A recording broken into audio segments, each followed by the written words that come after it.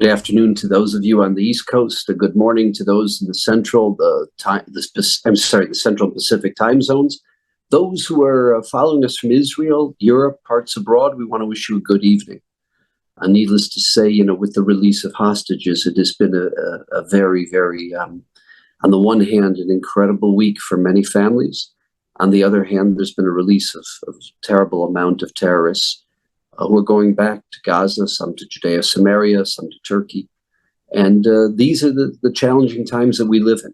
And we're blessed today to have as our guest speaker, Daniel Flesch. Daniel himself grew up in Chicago, went to Israel, served in the elite paratroopers unit in the IDF. Daniel is really one of the senior scholars at a think tank that he's going to share with us because it's a fascinating think tank. Many of the people involved in that think tank were the architects of the Abraham Accords. And Daniel's really just one of those special individuals that, whether it's his analysis, his perspective, is sought after throughout the Beltway in Washington and through parts beyond on many, many different continents. And Daniel, the fact that you took time to address us, to teach us, to engage us, we're incredibly grateful. Well, thank you, Steve. It's really quite a pleasure and honor to be here.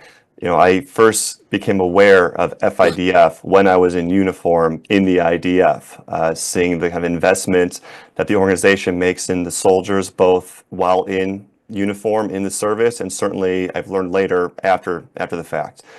So it's quite a pleasure to be here. It's not my first time speaking for IDF, but I'm always grateful for the opportunity. And you're right, as I grew up in Chicago, and my journey did not intend to go towards an Israel path, but my last year in college, actually I took Arabic at University of Illinois, and that pushed me back to Judaism, to learning about our religion, our people, our story, and then visiting Israel. And I realized there's a way to do something for the Jewish people that we could not do for the last 2,000 years. And so that was to serve and fight for the Jewish people in our own homeland, in our own state. And I found that there's a way to become a Chayil Boded, a lone soldier, and I elected to do that. I tried out for Tzadchanim, for the paratroopers, and the first thing my mom said after I told her that I had been selected, she's like, "Daniel, aren't you afraid of heights?"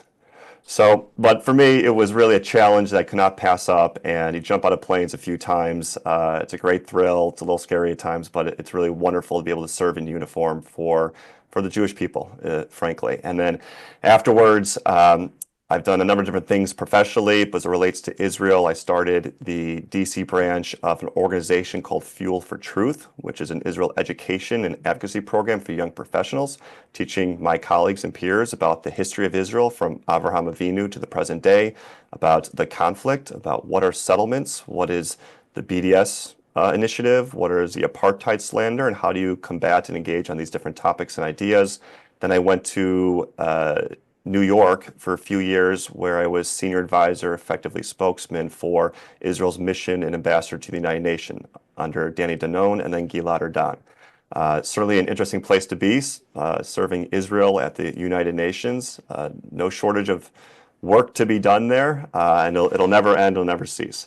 But then more recently, as you mentioned, I am now at the Heritage Foundation, which is the largest conservative think tank in the country and one of the largest in the world. It covers a number of topics, both domestic and foreign. And in the foreign policy, I am in the Allison Center for National Security, and I focus on Middle East, North Africa, and combating anti-Semitism. So certainly with my Israel background and events right now, that is most of my focus, either speaking through the media, writing op-eds, thinking about longer-term U.S.-Israel relations, what could be a strategy moving forward. And I work for, as you mentioned, two individuals, Rob Greenway and Dr. Victoria Coates, both of whom served in the first Trump administration and were instrumental in bringing together the Abraham Accords. You don't hear about them so much as you do Jared Kushner and David Friedman and Jason Greenblatt, understandably, but they were right there in the National Security Council, and they now are my supervisors at Heritage. So there's a strong pro-Israel contingent and ideology at the Heritage Foundation. I'm very grateful to be there, to have a platform to, again, advance U.S.-Israel relations. And right now, there's with the new administration, certainly there's going to be a lot of changes, but overall, I thought today I'd kind of talk about, try to provide a nuanced understanding of the hostage for ceasefire or temporary ceasefire deal. Certainly when it was announced about two and a half weeks ago, everyone has an opinion and everyone has multiple opinions about it, and I am no different. And so I want to kind of provide some nuanced understanding of the how and the why that this happened, expand outward to more regional consideration, and perhaps end on a hopeful note before we can have kind of a conversation, dialogue back and forth. So really, I was saying at the time that I think this deal was a bad deal, but it's not bad that Israel made the deal. It's certainly bad for some of the obvious reasons. If you look at it from a quantitative standpoint, you're going to receive 33 hostages, most of whom are alive, but obviously the number is 8 that are no longer alive in this first phase of the deal, and giving up about 18 or 1900 terrorists, many of whom are serving multiple life sentences. And this is clearly not a 1-to-1 ratio. It's a 50 or more to 1 ratio. There's a lot of reasons that this deal was made, but a way to understand is not to go in thinking that it was going to be a 1-to-1 negotiation. And I don't just say that because the framework of this deal was started back in May of last year. So you're kind of picking up the ball from that starting point and not resetting the table. But really, when Israel enters into negotiations on this, the framework is really from what Israel's done the last number of decades effectively. And just most recently, people are most likely aware of is in 2011, when I was in uniform actually, Gilad Shalit, Israeli soldier, a corporal in the tank unit, he was exchanged for 1,027 Palestinian terrorists. Yes, I did not misquote, it was 1,027. And one of those prisoners that was released was Yahya Sinwar, who we all know is the mastermind of October 7th, and he was killed a few months ago. His brother, Mohammed, is believed to be leading Hamas in Gaza right now. Sinwar was not in prison, Israeli prison, for Jewish blood in his hands. Actually, he was called the Butcher of Khan Yunis for Palestinian blood in his hands, but that's for a different story.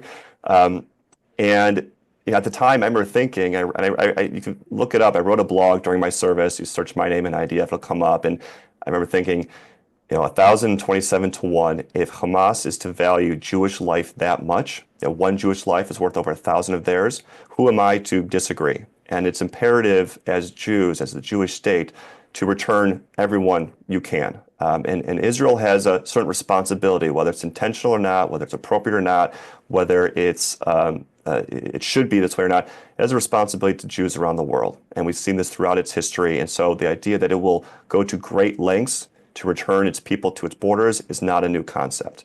So that brings us to now, where the ceasefire, temporary ceasefire, we must keep in mind, exchange is in keeping with Israel's policy by and large. I think there's a lot to be said now about changing that policy moving forward, about what should be done when this war ends, however it ends, what Israel think about how it treats hostages in the future, how it prevents hostage taking, certainly in the future. But in addition, it's not necessarily bad that the deal was made, because Israel's not just fighting in Gaza, right? It's fighting on 7 different fronts to varying degrees. Those fronts have changed, the intensity levels have changed, but those fronts, in short, we know are Gaza, Judea and Samaria, the West Bank, Lebanon, Syria, Yemen with the Houthis, and Iran, certainly. Not to mention the lawfare component, the public relations, all those other elements too. But right now, Israel will get 33 of its people back. And most of whom, some of whom were civilians, some were soldiers. But ultimately, what enabled Israel to make this deal was really 2 things. One, certainly, I believe, was the election of President Trump, because it kind of reset the political balance, particularly from the United States.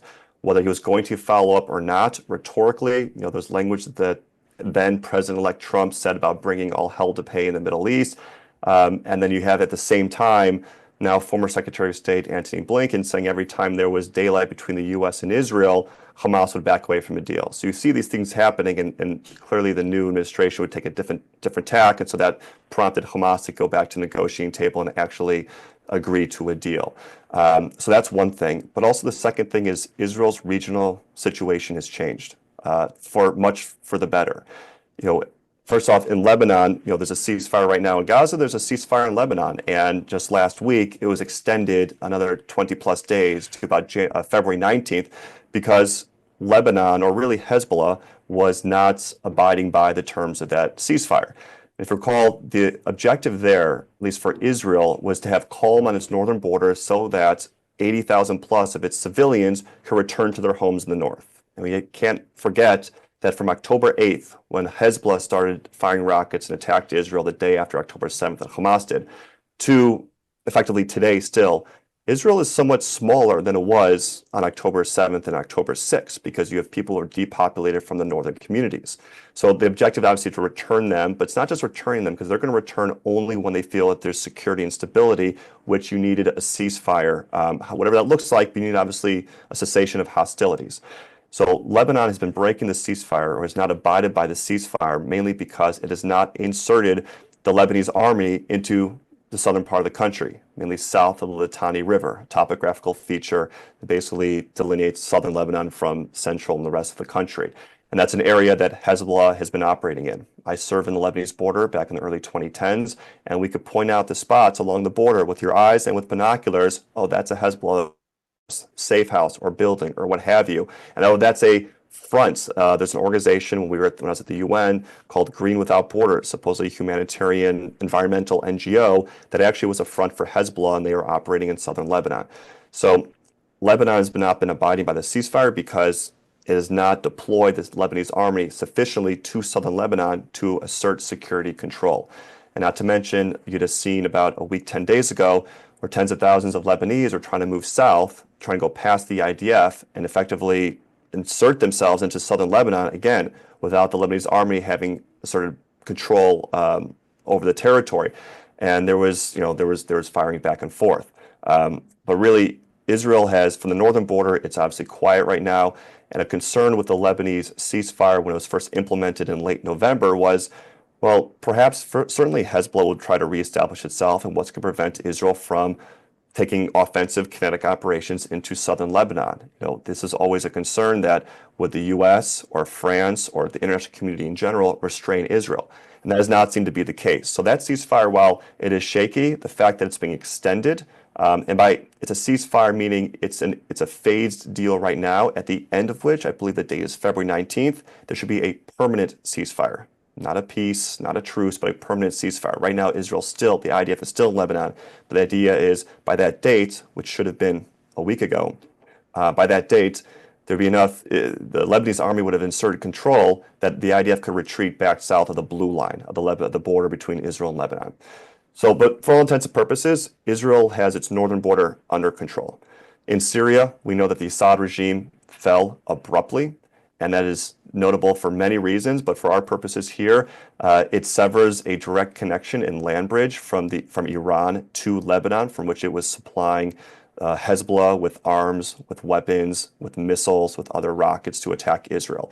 And the leader right now, Al-Jolani of HTS, has said that we're going to make sure that Iran stays out of this. I mean, listen, with HTS right now, they are a Sunni Islamist organization. It's a don't hold your breath. Certainly, maybe distrust, but verify whenever you see them making statements and seeing how they play this new regional balance with Turkey, with Lebanon, with Israel, with Iraq, Iran, and the United States, and other forces and powers in the region. But by and large, the Syrian border, the Golan for Israel, is no longer a direct or even perhaps a low-level threat. So that's very good. As it pertains to Yemen, I mean, the Houthis have been attacking, firing missiles, intermittently. Some have gone through over the summer or fall. Some got through to Tel Aviv. There are a few casualties. But by and large, Israel has shown that it is able to reach Yemen effectively with impunity, which is important because it's a great distance away, 1,500 plus kilometers away, and that may be a trial run if it again returns to Iran. So Yemen is kind of quieter right now. And then finally, the main one which is Iran. Israel demonstrated twice that it can attack Iran with effective impunity. And not to mention, despite launching the first and largest ever combined ballistic missile, cruise missile, and drone attack last April, not much damage was done. And I do mean that every casualty is unfortunate, but certainly not much damage was done. Of course, Israel, as a former Iranian president, Rafsanjani, once said that Israel is a one-bomb country, and that is sadly largely true. So you don't need to have dozens of Iranian missiles land somewhere near the central part of Israel. You effectively just need one. So that's really, Israel cannot allow any through. So the fact that any got through could be viewed as a failure in some ways. But by and large, it did not, Iran was not able to inflict the kind of damage that many people for years thought it would be. And it's a similar story, I'm not going to get into it, but a similar story with Hezbollah. Hezbollah was viewed as a greater threat than Hamas for years, since 2006, since the Second Lebanon War. But look what Israel did, effectively dismantling Hezbollah in pretty quick succession. So just to say that, and then with the October attack, that one did cause more damage in Israel, and more rockets, or more missiles, got through. But what Israel did in response was even more mind-blowing than all the other mind-blowing things he's been doing over the last 15 months, which is it sent hundreds of airplanes across the region, flying over Iranian airspace for hours effectively without resistance, taking out the air defense systems and flying over Tehran with impunity again, and also taking out undeclared nuclear sites. So Israel is in a much stronger strategic position today than it was certainly on October 6th in some ways, but certainly October 7th, certainly October 8th, and really for kind of a couple months thereafter. Because if you think back to October last year, you had names like Ismail Haniyeh and Yahya Sinwar from Hamas on the game board. You had Hassan Nasrallah in Lebanon. You had Assad in Syria. You have, again, the Iranian threat. But now, and not to mention other senior and second and third level leaders in Hamas and Hezbollah, but they're all eliminated. The pager attack and walkie-talkie attack and Operation Northern Arrows in Lebanon, killing Nasrallah and decimating Hezbollah's stockpile. All these things mean to say that suddenly Israel can refocus on Hamas, which is the initial goal of this war, were twofold. A, to destroy Hamas, and B, to return the hostages. Now, at some point, those goals would come into tension, most likely, but not assuredly, come into tension with each other. And the question was, well, which would you choose? That was a much more difficult question for Israel to answer months ago. But now, getting back to with the battlefield changing and President Trump's election, Israel is able to suddenly say, okay, we're kind of secure to some extent on our other fronts. Let's focus on Hamas. And Hamas is sufficiently destroyed. We're controlling the Philadelphia corridor between Israel and Egypt. We have the Netzarim corridor, which has been bisecting Gaza. Granted, that's being relinquished now with the phase one of the deal. But maybe we can actually play for getting our hostages out, because they don't have time. We have time to defeat Hamas, but they don't have time. Now, to wrap up, I'd say one note on the deal and one note on looking forward is that this deal is supposed to be 3 phases, of which phase 2 and phase 3 are going to start being negotiated soon, if not already. And in phase 2, the idea is that more hostages would come out, and you have starting a phased withdrawal, more so, of the IDF. And the idea is at the end of phase 3, you'd have all the Israeli hostages out, you'd have all of the IDF out, and you'd have a surge of humanitarian aid, basically reconstruction. Think about this is actually the day after. I am not so optimistic. I'm highly skeptical that phases 2, much less phase 3, will come to fruition, largely because, first off, Hamas already broke the deal last week when it did not release released soldiers before civilians, and actually it was a PIJ, Palestinian Islamic Jihad, that was holding some of the hostages. So they've already broken the deal once. The reason that the deal broke in November of 2023 was due to them as well. So this is a habit. And not to mention, it's hard to see the Israeli public stomaching at the end of phase 3, Hamas still surviving, at least as it's currently constituted. I don't know if Hamas will be effectively defeated. It hasn't been destroyed in 15 months. I don't know what a few more months will do. Granted, it's a new administration, new kind of perception of American relationship with Israel, but that's one thing. And the second thing is, to end on this note, is it's been a very trying and difficult and traumatic 15 months, but I think Israel, perhaps most in the world, but certainly in the West, is best poised for growth and future success. You could look at something as the happiness index that was released earlier this summer, or last summer rather, that Israel is 5th happiest country in the world.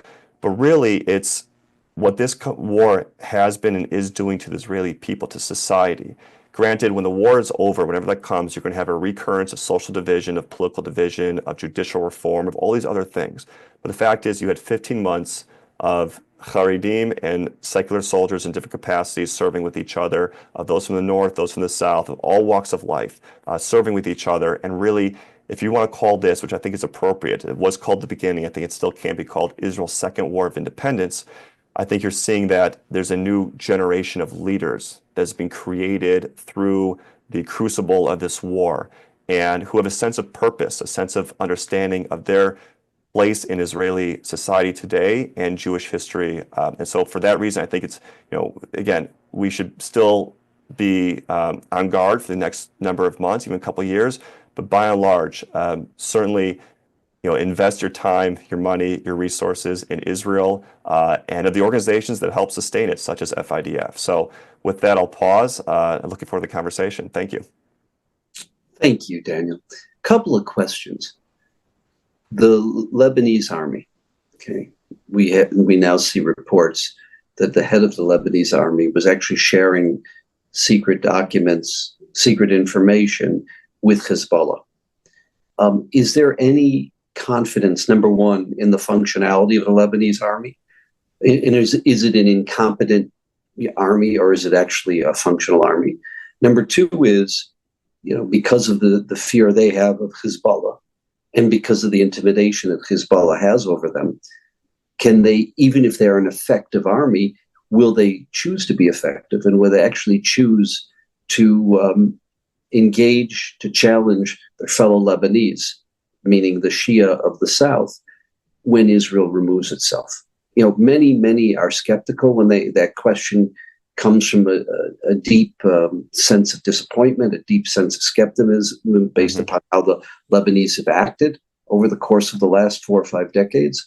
And how do you see it? How does the think tank see it? What insight can you share with us?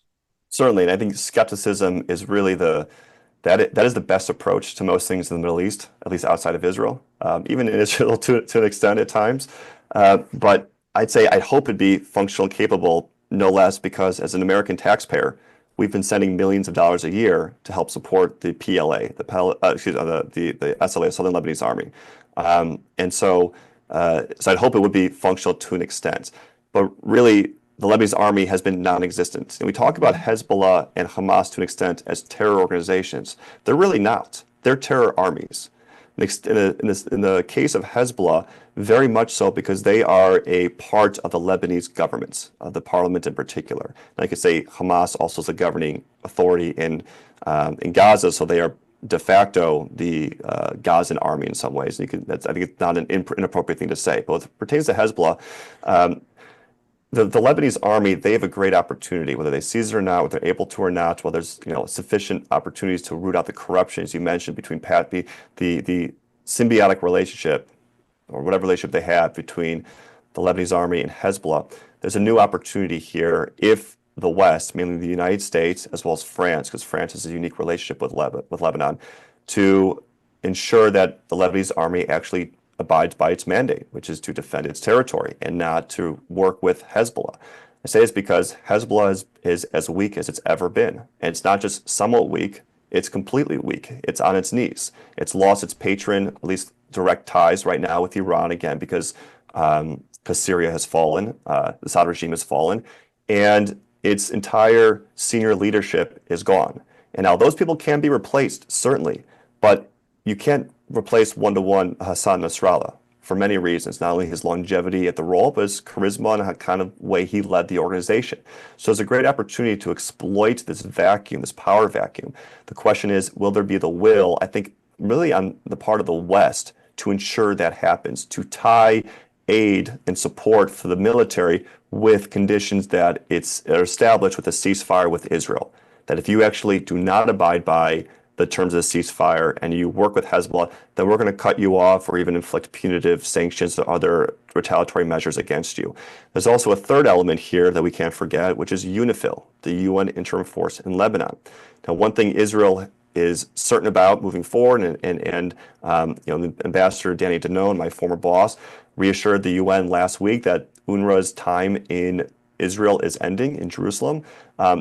Israel has a different relationship with the UN these days, at least UN organizations, than it did on October 6th. I mean, it's not really going to abide by UN security or other guarantees, in this case with UNIFIL in Lebanon. So I think skepticism is highly warranted.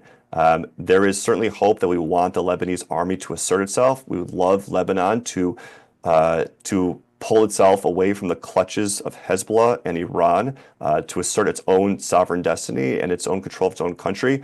So Daniel, yeah, let's play the chessboard for a second. Let's assume that the Lebanese army fails. Okay, what happens next? Well, I think Israel's demonstrated that it will take whatever measures it needs to ensure that Hezbollah does not establish entrenched positions in southern Lebanon.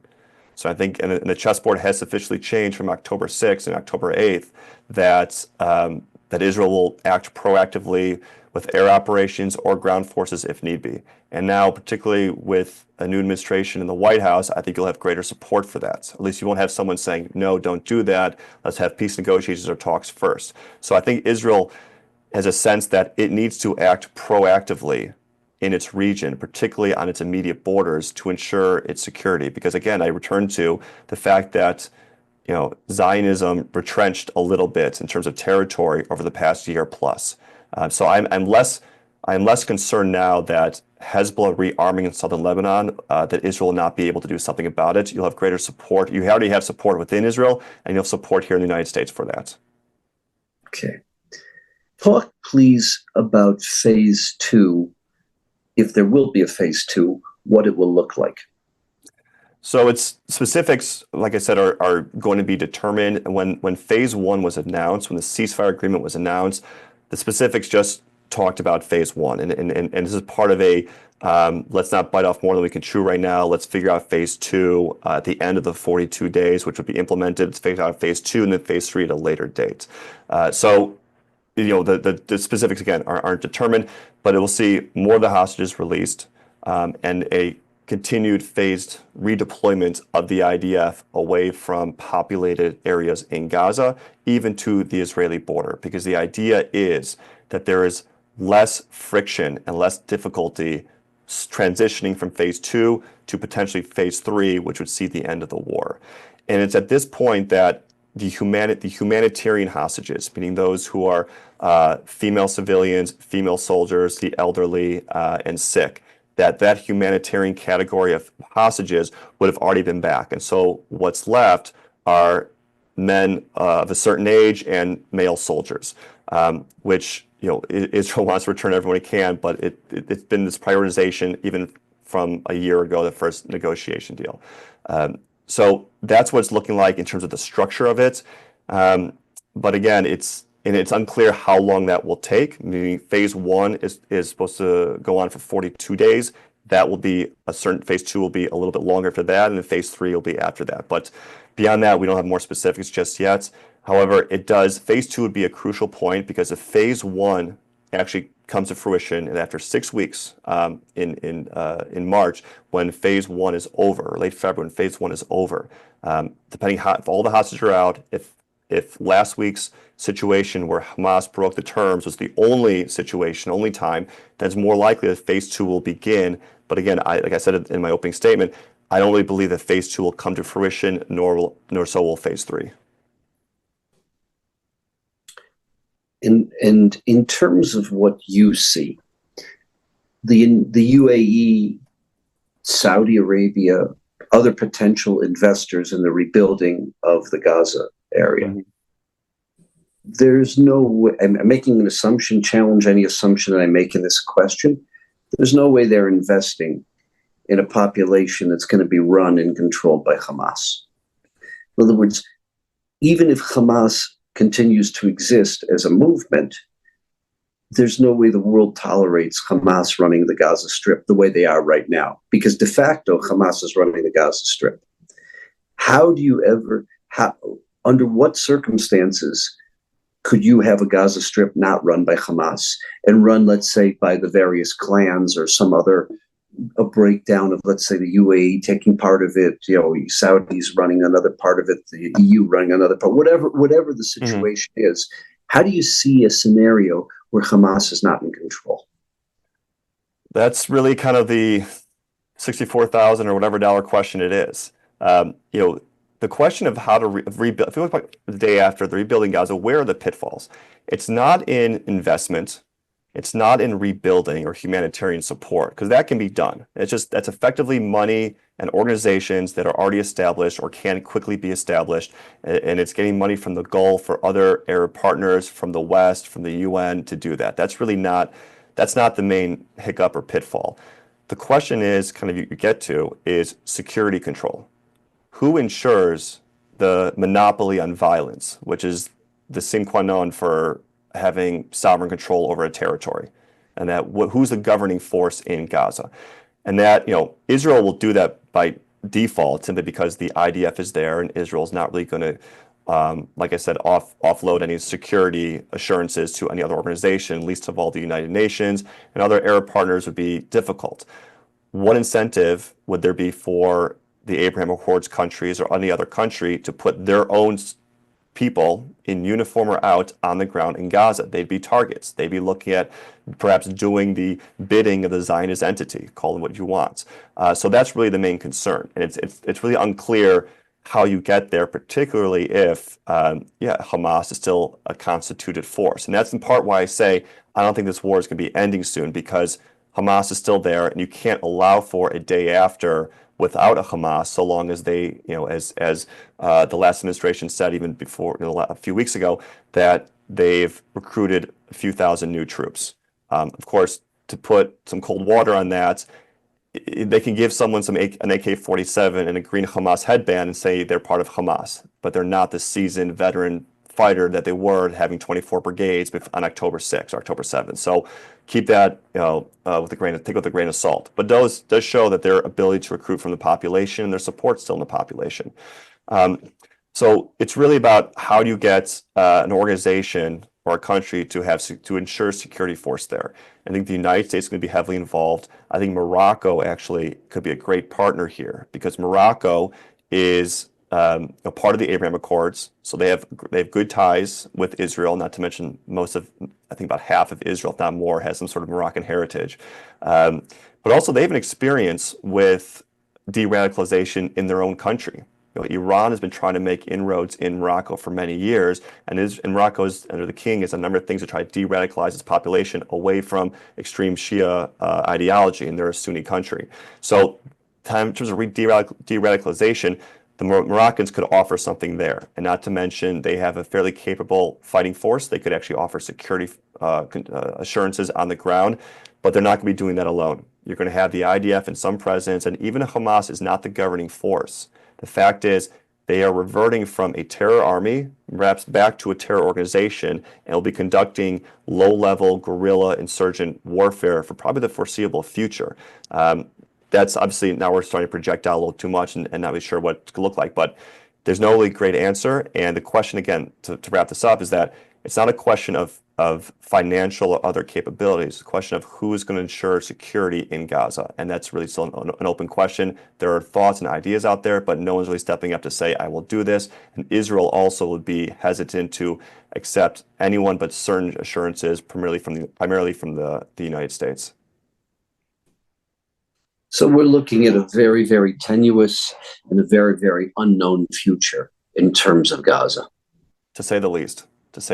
I mean, the good news is, and there's always, we have to look at some good news. The good news is, it relates to Gaza. Gaza is not Judea and Samaria. It's not the West Bank.